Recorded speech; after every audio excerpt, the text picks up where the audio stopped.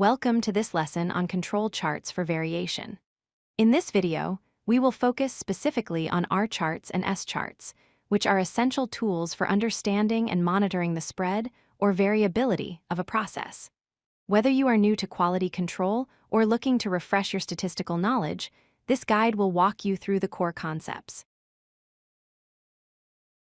Before we dive into the charts, we must understand what we are measuring. Every process has variation. No two products are exactly alike. There are two types of variation. Common cause variation is the natural noise in the system. It is always present and predictable. Special cause variation, on the other hand, comes from specific, assignable events like a tool breaking or a bad batch of material. Control charts are designed to help us distinguish between these two. You might be familiar with charts that track the average or mean of a process. However, tracking the average is not enough. As you can see here, two processes can have the exact same average but very different levels of consistency. The target on the left is consistent and precise. The target on the right has the same center, but the shots are all over the place. To ensure quality, we must monitor the spread. Let's start with the R chart or range chart. This is one of the most common ways to monitor variation. It tracks the range of a subgroup. The range is simply the difference between the maximum value and the minimum value in your sample. Because it is so simple to calculate, it has been used for decades on factory floors. It is best used when your sample size, represented by n, is small, typically less than 10. Here is what an R chart looks like. The vertical axis represents the range value, and the horizontal axis represents time or sample number.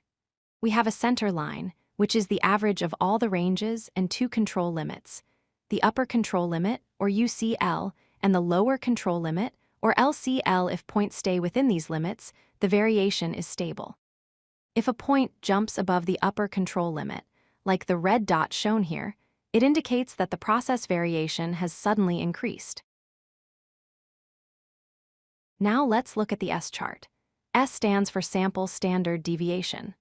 Like the R chart, it monitors variation, but it calculates it differently. Instead of just looking at the high and low values, the standard deviation considers every single data point in the subgroup and how far each one is from the average. This makes it more statistically accurate, especially for larger sample sizes of 10 or more. The construction of an S chart is similar to the R chart. We plot the standard deviation for each subgroup over time. We have our center line, which is the average standard deviation, and our upper and lower control limits. Because the S chart uses more data from the sample, it is more sensitive to small changes in process variation. It is generally preferred when you have the computing power to calculate it easily.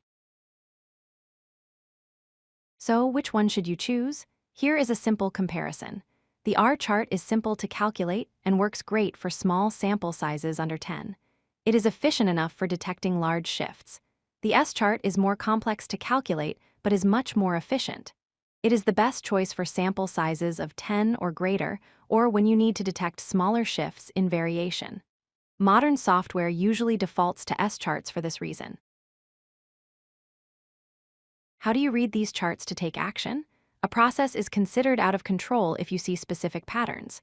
The most obvious is Rule 1. Any single point that falls outside the control limits. This is a strong signal of a special cause. You should also look for trends, such as 7 points in a row on one side of the center line, or 6 points steadily increasing or decreasing. If you see these, investigate the process immediately. To wrap up, remember these key points. Always monitor variation before you try to adjust the center of your process. Use R charts for small sample sizes due to their simplicity, and use S charts for larger samples for better accuracy. Your ultimate goal is stability, eliminating special causes so that your process is predictable and consistent. Thank you for watching. If you like this video, hit that like button and don't forget to subscribe. Visit codelucky.com for more such useful content.